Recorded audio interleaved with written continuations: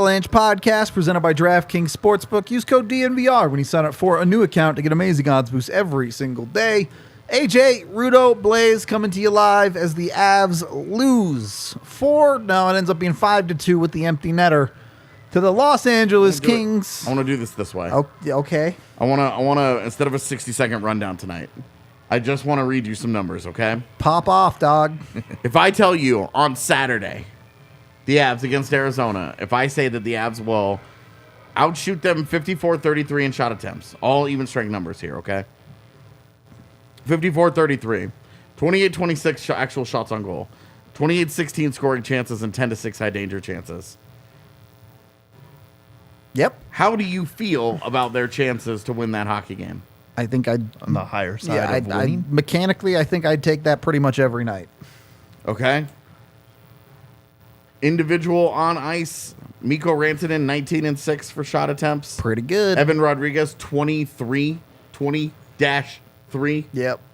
Devon Taves, 26-13. Cale Makar, 23-17. Do we feel good about these kinds of numbers? Yep. Do we feel like Colorado, maybe that second line should have absolutely dominated this hockey game? And it sounds like they did. But they didn't. How do you have a 5-2 loss with the combination of all these things? It's the stretches of hockey that they were playing. There was bad stretches where they couldn't put two passes together. And then on top of it, it was like everybody just took turns. Georgiev had some bad times. He had some great times, too. Some great stops. But also then just let softies in. And the forwards and the defensemen didn't know what the hell was going on. There was no gelling tonight. There was just no flow to the game whatsoever. You can play in a way that produces very good numbers and still have catastrophic errors in the game. Yeah. And I mean, hey, 6 high danger chances. If all 6 go in, you've given up 6 goals. Right. Yeah. Exactly. So, saying. and I do think, I get it. Tonight, mechanically, the Avs looked pretty good. And this isn't even like a score effects thing. Even in the first period, the Avs were the better in pretty much every metric. And I think the first period is a pretty good microcosm of what ended up becoming the game, where Yeah. the Avs are outplaying them. I mean, it's at one point they're down 1-0. The one goal is a 2-on-1 from a terrible Cale Makar pinch where he has no forward help, just misreads the ice and then makes no play on the puck. Like the rarest of circumstances that happened to Cale Makar, where he makes both a bad read and then no play on the puck whatsoever. Yeah. Turns into a 2-on-1 that they just convert. You would love that for Devon Taves to do something in that 2-on-1. He doesn't take away the pass. He doesn't take away the shot. He kind of drifts in the middle and tries to do both. Doesn't help his goaltender out at all. Georgiev has to kind of make a decision and say, okay, well, I'm committing to the shot. So when the pass gets through, he's hung out to dry. Yep. And then okay, you've given that one up. You can live with that one. Shots are 10-3. You're vibing. You're really dominating the pace of play. You're rolling guys over the boards who are taking control of the game. You lose a board battle in your own zone, and Bo Byram is just nowhere. And Gabe Velarde puts one right over the shoulder. It's a great shot, but it comes from a pretty standard situation that shouldn't result in a goal. And you feel like you play a good first period, and you're down 2-0. Yeah. You feel like you play a worse second period, but you close the ground 2-1. Yep. And then you don't even give yourself a chance in the third. And so I think that's the real story of the game is a team that plays like decently. I don't think this was an atrocious game, but I think when you're talking about they can't string passes together, they don't play connected. Yeah. It's not connected hockey. It was all of their success is pretty much a guy doing a thing. And then Colorado's won first goal. 2 goals, two passes connect, and they get a tip in front. It's good quality hockey. It's good repeatable hockey, and it results in a goal. Just like, oh wow, this is nothing sexy about this, nothing special about this. Well, and they played so disconnected for so much of the game that even the power play can't get into the zone because Nathan MacKinnon can't make a good decision with the puck. that's even with the quality opportunities and things like that. I think the two things that let the Avs down here is, one, they didn't do a good enough job capitalizing on the opportunities they had. We talked all game about how the rebounds were there and the Avs just didn't get to them effectively. Yeah. And 2, you just didn't get a good enough game execution-wise from your best players. For sure. 'Cause you go and you look at goals against, and you're not sitting here going, "Oh my God, Brad Hunt, what are you doing?" Yep. There was plenty of that too, but There was. it wasn't. You Kale McCarr, the first goal. Kale McCarr, bad read. Devon Taves doesn't do anything there, and that's your top pairing. That's a top 10 pairing in the NHL. Yeah. I mean, the other thing, too, is 2 of the 3 periods, slow starts, where you let the other team dictate. Yep. That causes issues, especially when it's the first and the third. The start of the game and the close of the game. Yeah. That's not a good way. I mean, you're not going to win a lot of games if you're giving up goals early in those 2 periods. I don't want to. I'm not going to drag effort today because I don't think effort was a I problem. don't think I it was think it was either. just- Yeah. There was something about the way the Kings played that third period and the Avs didn't that just felt like the Kings just flat wanted it more. It looked like they were the hungrier team. I mean, you go out and you score immediately to start the third period. You were sending a message that, like, we're not giving this to you. Yeah. And, you get one back, but Well, then you give it back it immediately. too. lasts, Yeah. it lasts one shift. And, there's a hunger there. You see the way Phil Deneau reacts when he scores that goal to make it 4-2. He's pumped. Yeah. He is amped to the gills. Like, that is a team that that's a Kings team that just wanted it tonight. Well, They came out, they were very motivated, and there's no reason for the Avs to not match that intensity level. They're on home ice. They're in the midst of a 4-game homestand. They've now lost 2 of those to the first 3. I mean, the Avs, this was an important game for the Avs, and I mean, Nathan MacKinnon has a breakaway, doesn't even get a shot on goal. Yep. The no goal, and I know we're getting a little bit out of order here, but the fourth one and the one that ultimately broke the Avs back is less. I really have no problem with that goal. LA makes a good play. They score a sick goal. It's in the back of your net. The problem there is the Avs put themselves in a hole early, and they chased this entire game. They can't afford to give up goals like that later on because of the spot they put themselves in initially. Yeah. And so the problem isn't the goal itself; it's how they were in that room in the first place. The fourth goal is the one goal that you look at and you say, outside of like losing that face-off, you don't look at an Av and say, "What are you doing here?" Yep. There's no colossal mistake there. The Kings just make a better offensive play. The same way that Colorado's first goal, the Rodrigues goal, is the same way. Yeah, right. It's good. It's just good offense.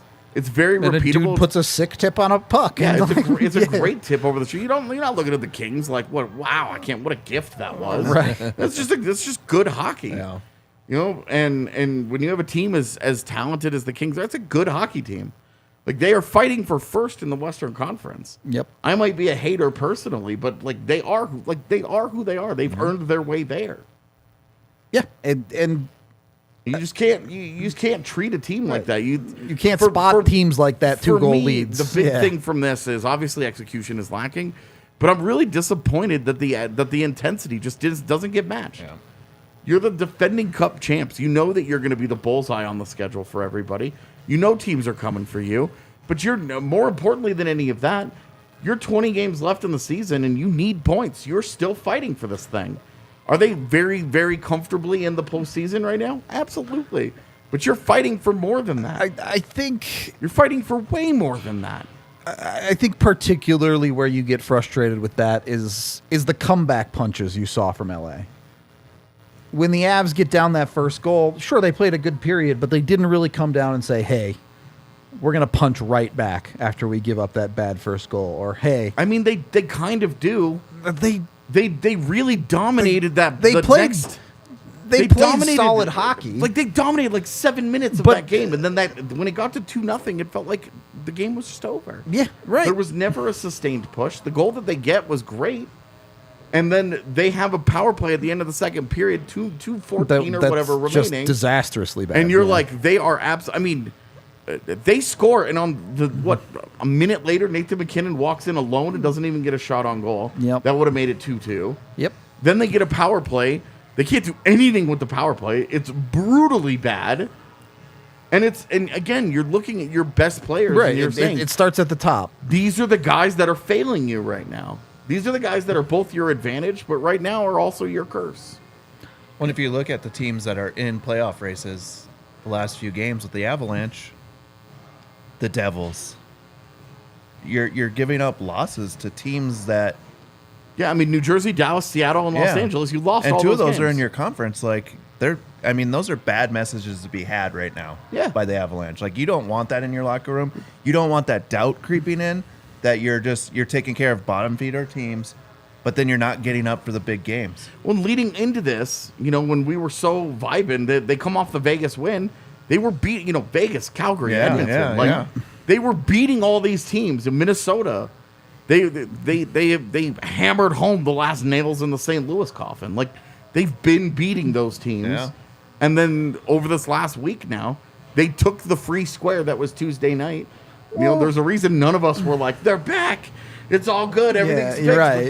That was as free as it gets. And the thing is, I think you look at some of these games too. You look at the Dallas game that they lost and you go, okay, they got blown out. That wasn't a winnable game.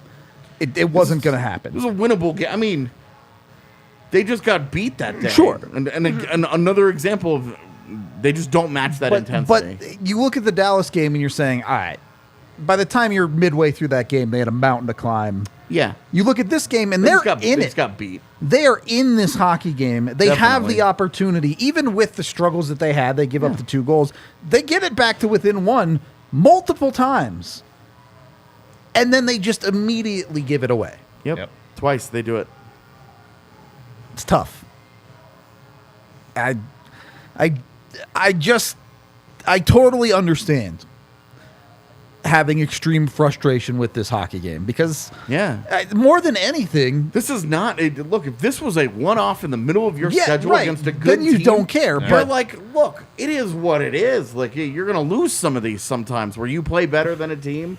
And you just don't have, you don't put it all together. Bounces don't go your way, whatever. Yeah, like for whatever reason, it just doesn't end up being your night. But when you've already had a couple of those games recently. Right, in the last week where the good teams on your schedule, the non-free squares on your schedule have beaten you.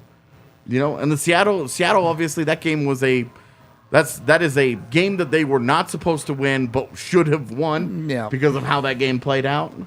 For sure. But it's not good going into the playoffs. They've got 19. Thankfully, they got 19 more games. 19 games to try and turn this to build confidence and to try and build in. But they're running out of runway. Yeah, they're running out of runway. The injuries don't look like they're subsiding at this point. Josh Manson, Eric Johnson, Gabe Landeskog, if they were all back for the first game of April, we would throw a parade. Yep. And even then, they would have 2 weeks to try and get it together. 2 weeks out of an NHL schedule to try and get it together. So this is the group. That's the reality. This is the group that's going to have to find the answers right now.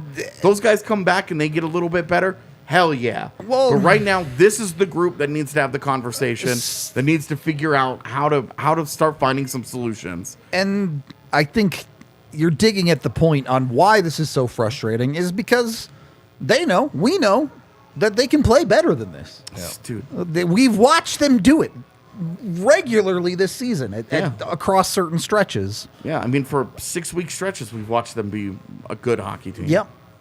But they just haven't found a way to do that consistently over the long term. And it's an interesting spot because, again, you're not like slamming all the panic buttons. You're not losing your mind because the Avs are still going to be a playoff team, barring unbelievably catastrophic failure through the last 19 games of the year. So you're not completely freaking out over it, but you still can't continue to go into games and come away with the feeling that the Avs could have, should have, and needed to play better. Yeah. It's one thing if you just feel like you're getting beat. Yeah. And you're just like, look, they're just not good enough. They're just not that good. Yeah. That's a we're totally watching- different feeling than You're what this watching is. world-class players just not play the way that they should. Mikko Rantanen's a total ghost tonight. Yep. Doesn't do a damn thing. You get just not a good enough game out of Cale Makar. Well, and to be honest with you, you have a second line center that you commit to. Yep. In JT And Comper, he's done nothing who for has you done since that commitment. Nothing. Yep. Quiet. He has done nothing for you in 2 weeks. Yep. He had the one. I think the one goal against New Jersey where he skated down the ice, had a great shot, and it went in, and that's the last time we've seen JT Comper make an impact. Yep. You know, but before Comfort, Devon Taves is in the middle of all kinds of problems. This game, last game, or 2 games ago, last game there were no problems. 2 games ago, 3 games ago. I mean, Devon Taves has been a big problem for you over the last week. Cale Makar has 1 exceptional game since 3 return. mediocre ones at best. And and three games that you're just looking at and saying Cale has more in him.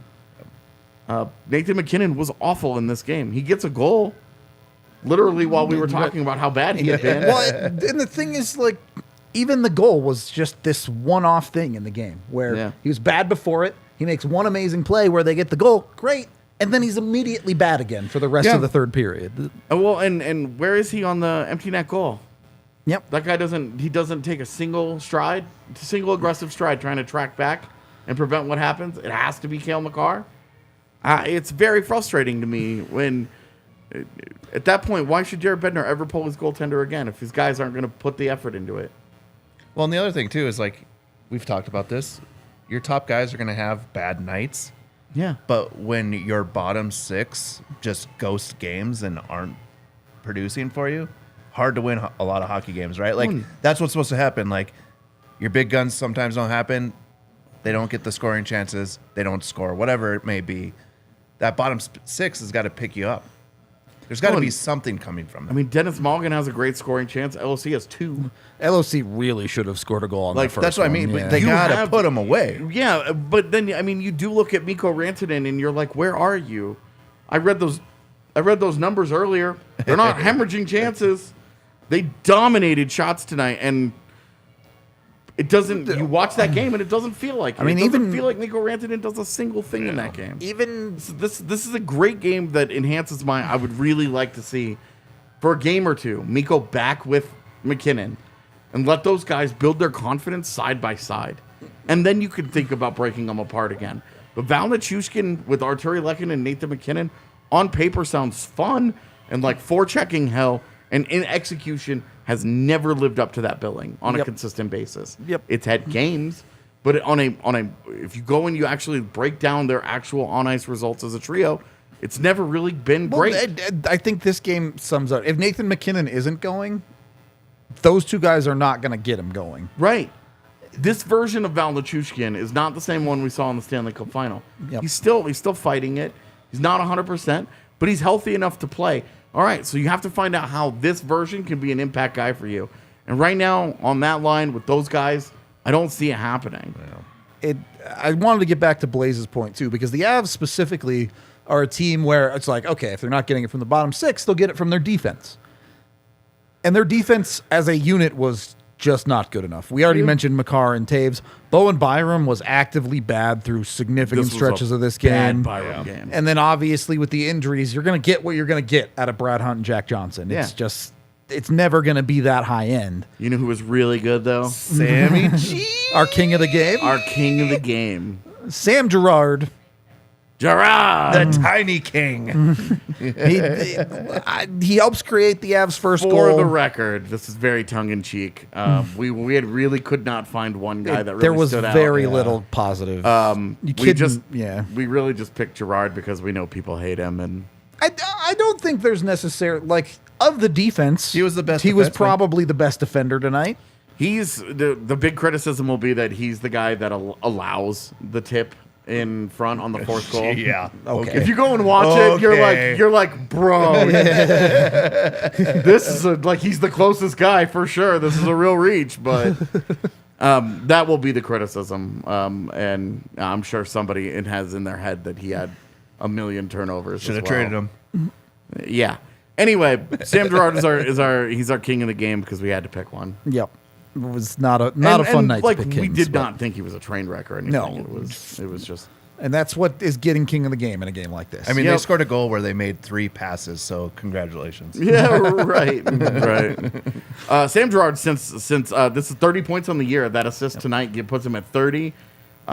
For him, that should be his baseline. has been real good If for the he past actually month or pushes so. 40, then all the haters are really going to have a hard time. Yep. I mean, they won't, But because that's how they exist. But you know, well, there's plenty of They ammo should. on They the other should. on the other side. There Well, will be ammunition. here's the thing when he is- had 9 points at 35 Right. games or whatever, They're- you were like, Yeah, it's a pretty tough look. There were times this year where there was valid reason to be upset with Sam Girard's play. Yeah, definitely. And 100%. really, since the new We year, talked about it. We were right there with people. This has to get better. And it got a lot better. Since the new year, it's been pretty hard to really criticize the guy. Yeah, it has been. I know somebody out there will be like, he's a -12 or something on a team that has 2 negative guys or whatever. But I actually looked into that one night because I was just curious because I was like, because he has the lowest on ice save percentage of any of the regular D, which of course is not a huge surprise when a guy has a abnormal plus minus like that. Yeah. But it was also I was like, okay, is he allowing the highest scoring chances? And the answer was no. Is he allowing the most dangerous opportunities? So it would make sense that the save percentage is lower. The answer is no. Yeah. You know who actually has allowed like the largest chunk of scoring chances and high danger chances? Does Brad Hunt count? No, it's Bowen Byram. Interesting. Defensively, you go and you look at it, and again, I am fully convinced that there are some score effects that played into that. It's got to be because you've seen him play stretches of just Right, nails but defense. but like he has been in games where they've been up by several, and they'll get 3 chances right in front during a shift where you're like, it's a 4-1 game, and this doesn't really matter. I mean, and on the score sheet, it all ends up looking the same. But anyway, with Girard, I went and looked out of curiosity, and was like, is this actually this bad? Like, is his on ice defensive results so bad? And they're not sparkling. Sure. They are worse than I would have wanted, but they are right in line with a number 4 in the NHL. Yep. With a number 4, a second Pairing guy. a second pairing guy that maybe plays on a third on a really good defense. And this year, you remember he's played a lot of the season next to Eric Johnson, who got played up because of injury. Yep. And last year, a lot of his issues, if you go and you look at the with without you stuff, his issues were tied directly to Jack Johnson. Yep. Where away from Jack Johnson, You Sam put him Girard with was Manson and he was sick. more or less what you expected, but with Jack Johnson was very, very not great. And this year has been a little bit of the similar. His game has taken off when he got taken away, when EJ stopped being his everyday set and forget D partner. And his game has picked up. Another guy whose game I think you could talk about is starting to be on the comeback here has a goal tonight in Evan Rodrigues. Yeah. I want to talk about him. First, we are brought to you by Breckenridge Brewery, the official beer of DNVR. I imagine games like this make you want to drink, so... Buddy. The new weekly special, the 2-for-1 cocktail downstairs, very much tested the limit tonight. Very much tested that patience. Well, you can get your 8 different kinds of Breck Brew down here at the bar, but they have dozens of flavors. If you're a beer drinker, I guarantee you they have a flavor for you. Even AJ will sip on a Strawberry Sky occasionally. So I'll straight drink one, man. It's good beer. That's what I'm saying. Good beer. If AJ has found a good beer from then, anyone can find a good Harder beer. to do in the winter. It's very much a summer beer, for sure. And for me, I'm like 70 degrees and sunny. Yep. I'm like Strawberry Sky time, baby. So good. There you go. You got to find a beer from Breck Brew. You can do it at your local liquor store. Use the Breck Beer Locator online today. Go to breckbrew.com. If drinking's not your thing, totally understand that. Maybe getting high is your thing with Jive Hive. You don't even have to leave your apartment, house, wherever it is you may be. Jive Hive can deliver directly to you. You don't have to be at home. You have a place where you know the address and Jive Hive delivers there. You're good to go. Go get your weed delivered. I feel like come Christmas next year, I can just order people weed gifts. Maybe on April 20th this year we'll do that. There instead. you go. There you have a little 420 action. Yeah. It'll just be weed day, and I'll just Jive Hive a bunch of random addresses in Denver. Just random people. Yeah, exactly. Like straight up phone book style. Well, you're gonna be in Claus. huge trouble when someone's kids answer the door. Yeah, yeah, that'll be great. And they'll be like, "Where'd this come from?" And then maybe don't do that, but do go to Jive Hive, JIVEHY. get all your friends .com. instead. Do it that way. Yeah, if you send it to people you know, you're good. But Yeah. you can check them out on the website, even if you want to schedule it ahead of time. Like maybe you're out of town and you know you're coming back and you're going to want a J once you're at home and relaxing. You can schedule them to deliver to you right after you get home. So, do you think they have like special strains for Christmas, like Santa's sleigh? I hope so. Gets you real high. But it's spelled SLAY. Slay. There's a picture of Santa with an AK-47. Yeah. Mowing down elves and shit. Yes. Look, Your version of Slay and my version of Slay were totally different. Yeah, she was. It's like Slay. Tiff brought the Slay Queen. I and went full like. murdering people. Yeah. What was there's a game out that they used to do that for Christmas. They would change all their things to Christmas themed enemies. That's hilarious. Yeah. And the final boss of every level was you had to kill Santa. You guys don't watch American Dad. I've watched a No, fair dude. amount of it. Have you? Because like every Christmas special, it was basically Yeah. them versus Evil Santa Santas. Claus, Yeah. That's where they're awesome. like trying to shoot him down and stuff. It's Futurama pretty had evil Robo Santa as Robo well. Santa was yeah. awesome, This is great. I love this. I love Santa as the bad guy. Great Yeah. villain turn. This the is- robot Santa see, was badass. These are the type of ideas you can get with Jive Hive. So He go hates over Santa there. too. Go to jivehive.com, JIVEHYVE.com. Put your address in on their website to make sure they deliver to you. There are only select locations where they do so. Jump on it. Of course, must be 21 or older, all that good stuff. Do legal things with Jive Hive. And go get high. Second period of the DNVR Avalanche Podcast presented by DraftKings Sportsbook. Other positives to take out of this game. Evan Rodrigues, talk about him in a second. Penalty kill. Excellent tonight. Don't love that they're Again. taking penalties, but LA didn't even look competitive on multiple of those power plays. So You're old enough to remember. Did you see the full Monty? yeah. The song. Yep. Yeah. Having a little weird time portal. Sorry. Penalty kill's great, dude. It's great. Like, I joked during the watch along, like, since Lars Eller got here, the PK has been fantastic.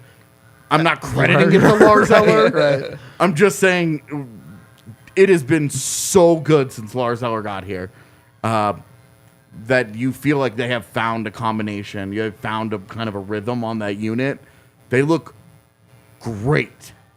Like, we're not talking about, like, Alexander Georgiev is the best PK guy, right? Like, we're talking... Teams aren't even getting into the zone. Yeah. against Yeah, them. we're talking... They are killing entire power plays where just nothing's going on. You get to see it early this game too. Yeah, and late. And And in the and middle. in between a bunch. Yeah. You Pick saw your more than poison. you wanted to. And Yeah. this wasn't a game where you could really quibble with the Yeah, officiating. they were all man. pretty They obvious were penalties, really yeah. blatant. And Yeah. Andrew Cogliano Just- was the most inexplicable. Dude decided he was playing football all of Dude, a sudden. did you just like emotionally need a hug? So you forced one upon a stranger with his back turned to you? With the ref standing right Yeah, there where with your the guy- arm is coming around. Like the guy who's gonna tell you you're committing hockey crimes is 10 feet the other direction. Like, buddy, what a god awful, like, in the moment. Like, he had help. Byram was there. You know, now we also mentioned Byram wasn't great, so maybe that's why he panicked. 'cause Didn't he was trust like, Kid doesn't got it tonight. I gotta bail him out. It's all me. Yeah, no, what a weird, but just like this couldn't have been more obvious. Yep. Like, Yeah. just not. The Bad discipline choice. was a big problem. It's continued to be. It's really been a problem for really most of the season, I think. yeah, and- I would agree. And the PK has seriously just been so blah for most of this year. Until this last month or so. Yeah. It is really, really kicked up in the last couple of weeks. But like since Lars Eller got here, it's been like you just don't score against that unit. Yep. It's a good thing going into the playoffs. You need that. It's all Lars. On top of that, I know the second power play from the Avs was terrible. I get it that mechanically their power play was not very good. They still go 1 for 3 on the night. You can't Well, ask and- for more than that. And the one that you're saying you have to score here. And they got it. They yeah. score. And you're like, okay. You don't love the way that they get there. Lots of room for improvement, but that unit still ultimately at a 1 for 3 clip is doing its yeah. job. Exactly. You really, really, really, really hate the one at the end of the second period, though. Because was it awful. just Yeah. decimated all the energy in the building, ruined all the momentum that they had built in those since scoring that goal, and started to tilt the ice a little bit. And you were like, here it is. This is what makes the Avalanche scary, is that when the switch gets flipped and they turn it on and they start skating downhill, teams can't stop them. And then they didn't do a single good thing with it. Yep. Nothing. It was god awful. All right. God awful. How do we feel about Erod in this game? Because I really put him into a similar boat as MacKinnon, honestly. I get the numbers look good. I get he scores that goal, and that's a great play. But everything surrounding that, it just didn't feel like he was executing well enough. Yeah, I mean, go ahead. No, go for it. You have to kind of break this into two pieces, right? Like, the goal he scores is a tip. He's in the right spot. Yep. It's a great tip. Does a great job if you watch that slow-mo, fighting his stick through the guy. He frees the stick, gets it over there. Because he skates through. Yeah. And so the guy kind of has him locked up, and then he fights his way through it, gets the stick free. Like, it's really good work. No, I mean, it's a great play. It's a tip play. But that's a little bit different than playing the full 60-minute game as well. And certainly playing the kind of style that Evan Rodrigues has shown that he should be playing, the very up-tempo, shooting in transition, crazy one-timer. Yeah. It feels like we haven't seen in forever now. And just a guy that good defensively, but gets them going in transition and uses his speed to stress defenses. That Evan Rodrigues is still, I want to say a work in progress because I don't want to say non-existent. I don't think that's fair. But I think it is still a work in progress. It's not the guy who, looked like an easy, you're going to try and give this guy a 4-year deal in the summer. Yeah. But also did not look like the guy who did absolutely nothing for you the first 7 or 8 games after the All-Star break where you were like, where the hell did he go? It's somewhere in that middle. Well, and I think it's trending up. It's trending up, but it still looks like he's fighting the puck. Definitely. There's definitely. I just don't think it's just on him though. It is the chemistry of that lineup. The line that he's on feels like 3 guys playing 3 separate games. Yeah. I hate the Rodrigues Rantanen combination. I hate it. Yeah. And I think this is some of the problem we had with the Avs didn't go out and get a 2C, and now you're juggling this job between, Evan Rodrigues is on the up, so maybe he gets that move, and you've watched Comfer disappear. Yeah. And you still, Alex Newhook ends up with an assist tonight, and he didn't even break the 12-minute mark in time on ice.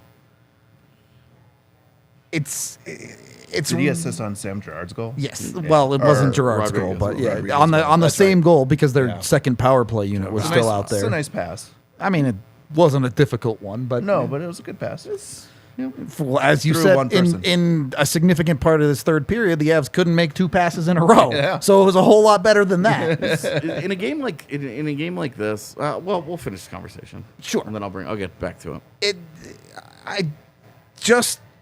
You're talking about a team that's looking for consistency, and certainly with the second line, that starts with some stability. Yeah. Figure out some guys that are working together and keep them together. Yeah. And go with that. It just feels like there's a little bit too much juggling going on right now to me. Well, and they've left this lineup together for a while, but it has. I mean, in a game like this, you're down 2. Yep. You're down 1 in the third period at times. Not for long. But like you're chasing. It's the third period. You're no longer worried about the rest of the game. You are where you are. You're running out of time here. Right. Why are MacKinnon and Rantanen not together stapled in net with Arturi Lehkonen? Yeah. I made the case earlier this podcast about putting them back together for sure, but even later on in the game, he's not even stealing chips with them. Well, especially when you're not getting anything out of the other 2, right? Like why waste Rantanen down there? Yeah. Rodrigues scores the goal. That's fine. It's totally independent of that line, though. So it's not even it's literally the second power play unit. Yeah, and then JT Comfort does nothing for you in this game. Yeah. Again, a no-show. But why are you wasting Rantanen? Like, put him with some more talent, and right now it's like, well, we got to at least have one line that's producing chances, that's out there and consistently pushing the puck forward. It just 2 guys who you can rely on the skill to execute. Yeah. And I get it. They're going to get their chances. Neither of them played that great tonight, but I don't think putting them together is going to make them play worse. I'll put it that way when it comes to Mikko and if it does, Mac. then you just break them up again. Yeah, if it goes terribly, then okay. But at some point, it feels like you should be using your best pieces and to try and build the comeback. And instead, every it single felt very weirdly stubborn tonight. Of like, it did, no, especially when I'm not. This isn't a hey, let's take these two players and throw them together. There's a really long historical track Like record a 5-year of history. those two being amazing together. It just feels weird that that's something they're avoiding instead of now leaning it feels, into. It feels like it's gone stubborn in the other direction. Where Yeah. he was like Bednar used to be really quick to be like, okay, we're gonna break just them up, get them and back then, together, and then I'm gonna steal a couple ships every Yeah. game with them. You 5 know, games and then, later, wow, they're those back guys together. Those guys are really good together. I think I'm just gonna keep them.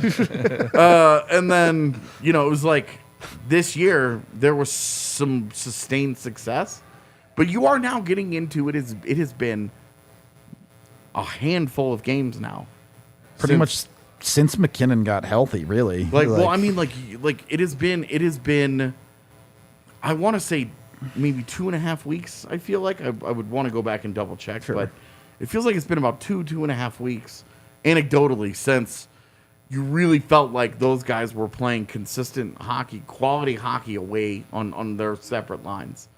I feel like you're getting one every you'll other get sporadic night. You're games, getting, yeah. And it's like, look, like the Edmonton example is always great because if things don't go great for Edmonton, they just put them back together. They put those 2-star forwards together and just watch that chemistry go. And you watch them; they know how to play together. They know how to get the most out of each other. So, boom, go and do that. Yeah. And in theory, I get why keeping them apart. MacKinnon is on a crazy goal-scoring binge right now. Yep. Mikko Rantanen has more goals than assists this year. So you're like, okay, well, those guys are each scoring goals. I want them away from each other. But you know they're that not they can doing it in the same right. game as much as you would really And- like to see. And you understand that, I think particularly with Mikko, he's scoring more goals because he has to be that guy in the role he's currently in. Because the two guys that are next to him are not on the same talent level to finish the scoring opportunities he can help generate. Mm-hmm. I don't like the argument of like you want to separate them because they are both scoring a bunch of goals. Because either, 'cause that stuff comes and goes. Like, and the other part of that too is just the game planning that has to happen for that line when you have two threats. You can't just we're just going to totally focus on MacKinnon. Right. Don't really worry about these other two because they're lesser. well, and which team out there is looking at a Val Nichushkin one-timer and Arturi Lehkonen right, they're just one-timer not and scared going, of it. Yeah. ah, man, we really can't focus the attention on MacKinnon down the middle because he's going to find one of these guys. Those teams are like begging Nathan MacKinnon to give that puck to one of those guys. And they're not begging Nathan MacKinnon to give that puck to Mikko Rantanen. Yeah. It just feels like, does this make you a little top heavy? Yes. Sure does. Have you been comically successful over the last few years watching those guys score 3 goals a game and win you a lot of hockey games? Yes. And for what it's worth, on a night like tonight where Cale Makar isn't going, where Devon Toews isn't going, it amplifies that problem even more. It just feels more obvious. Yeah. Amplifies would be the word Yeah. there. Yeah. Sometimes I do all right. Well done. Well done.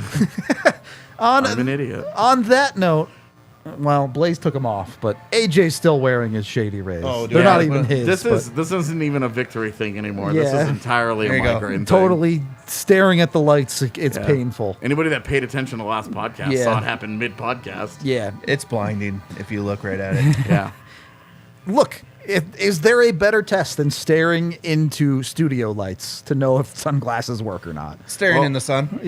Okay. If you like having your eyesight, is there a better test? You ever like coming out of Boulder in the morning, Dude, up the hill to Lafayette? I drive At a west. certain time, it's here. just like the sun is what you're driving into. Yep, I hate those. And you're just like, I hope everyone in front of me continues to drive also, or I'm going to run into them. Every time I've ever driven back from Winnipeg, I drive back from Nebraska. What am I driving into for 4 hours? It's just the sun staring at me.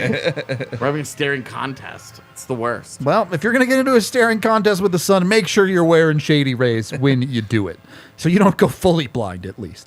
ShadyRays.com to order yours today. They also have a physical location in the Park Meadows Mall. When you order with the DNVR code, you order 2 pairs of sunglasses, you get the 50% off. So it's essentially buy one, get one free, basically. Look, they're great sunglasses. Well, and like the warranty on them, man. Yeah, Like, you get a 50% off. That's 3 pairs of sunglasses. What am I going to do with 3 pairs of sunglasses? Well, if you lose one of them, they replace that. They will replace it for free. They break that thing. They will replace it for free. If you tremendous value. If you just decide you don't like that pair, send them back and get another one. Replace them for free. Like, it's just Turns such out a good customer deal. Service, like good customer service, is a really nice It's thing. crazy. Not enough companies have good customer service anymore, and Shady Rays actually does. So jump on it, shadyrays.com. Get your sunglasses today. And then, when you're too cool for school in your glasses, make sure you're betting on DraftKings Sportsbook and winning the money. You go over there, you use code DNVR right now with a new account. You bet $5, you get $200 in free bets. You don't even have to win the bet. You just get it. They just give you $200 to go bet on whatever you want. Are you a believer that the Avs are going to come out of this and make a deep playoff run? Bet on them to win the conference finals. Are you a doomer and think the Avs are going to get eliminated in the first round? Bet on them to do that. I think you'd get pretty good odds if you bet on the Avs to lose in the first round, though. So Right now, man, they feel like this team that I watched tonight felt like a second round exit. I think there's some interesting context there about There's a lot. of things. But for this one, if you don't want to bet on the Avs, also an option. Honestly, Nuggets seem like a pretty good bet to do the thing this year. Yep. I don't know, man. That game last Oh night. my I'm just kidding. I was just kidding. Kick Continue him to bet out. They lost to the Bulls. How are they supposed to win anything? Yeah. I can't do this. I was totally just kidding. I cannot. We get enough of that from the chat. I can't have the co-host doing it too. Very hard to resist. Whatever you want to bet on, DraftKings has you covered. Must be 21 or older. Colorado only. Other terms, restrictions, and conditions apply. See the show notes down below for details. If you have a gambling problem, 1-800-522-4700. And it's void in Ohio. Third period of the DNVR Avalanche Podcast, presented by DraftKings Sportsbook.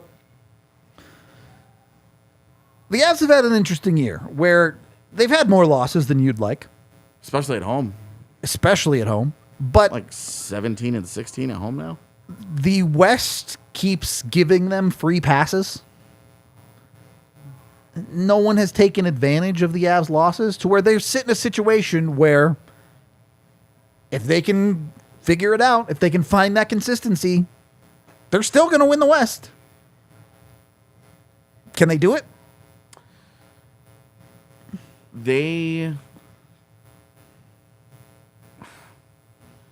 So they did the hard part, the really hard part of they caught up at, right? They caught up, they Yep. put a big scare into everybody. And since catching up to everybody, They've just kind of it's status been, quo. It's been the last Yep. week. It's been a bad week. And that's where you do wonder, have they expended so much energy chasing that they're going to have a hard time taking that next step forward?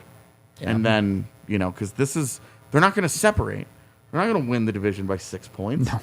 This is going to be, if they're Down gonna, to the if they're wire, going to, yeah. it is going to be an absolute dogfight. Yep. And every time they lose a game in regulation like this, every time they give away the game against Seattle the way that they did, every time you leave points on the board like that, you just make that job harder on yourself the next day. It becomes a harder and harder job the more you go. And, you're watching like Winnipeg falling apart in front of everybody's eyes. actively collapsing. Minnesota yeah. losing Kirill Kaprizov for the next 4 weeks. So your two main contenders, even if you aren't going to chase down Dallas for the division, your two main contenders for home ice in round one Are not in great spots either. Yeah. they're in a much worse spot. Yeah, They would trade spots with the Avalanche today in a heartbeat. Even Dallas- even with all those problems. I know Dallas just blew out Buffalo tonight, but even they lost Tyler Seguin in this game. Like, And like, if the Stars could choose a top 6 guy to lose, be him, it's Sagan but- because he's been the worst. but of those still. guys. But yeah, like you're talking about, not celebrating an injury, but it's course also not. like high time that one of these teams around them started to have to fight through some of this. It's just all these teams all of a sudden are living in the same room Colorado's been living in for a long time. Yeah, this year. and the problem is that for them is Colorado's right, and it's in the rear view mirror now. Yeah. You know, objects in mirror may appear Be closer than closer. yeah. So, you know, they're there, but Colorado's challenge is pushing through that, and then separating from the 3 seed. You know, chasing Dallas is one thing, but I think they could still do it. I would still pick them if you put a gun to my head right now. I would take still them. pick them to win the Central Division. But you know, after the last 4 games, if they had won 2 of them, I would be loving that. You're loving the Avs position. Exactly. They don't though, and they're where they are is it just gets tougher. There's not enough runway for that anymore. And we could lament all the giving away points, you know, the Anaheim's, Vancouver's, Chicago's, whatever. But they are where they are. They got back in the race, but they've not solidified themselves in it yet to where you can feel comfortable. Where you're like, okay, maybe they don't win the Central, but they're gonna be on home ice. You know, they're still chasing home ice right now. They're not even in that spot. Yeah. Yep.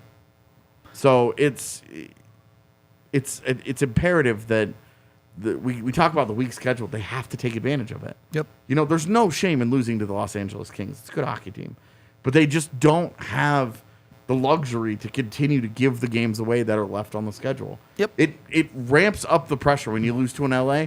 Ramps up the pressure that you have to beat Arizona. Montreal. You have to beat Montreal in Montreal next week. You'd really like that win against Pittsburgh. You really, really want to Gets take hard Ottawa next week. Yeah. You know, you're in a really tough.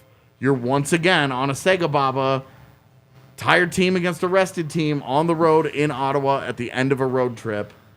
You got to dig deep. You know, like that is a scheduled loss, and Toronto the night before is going to be no easy task. So you know, it is imperative that they respond. Yep.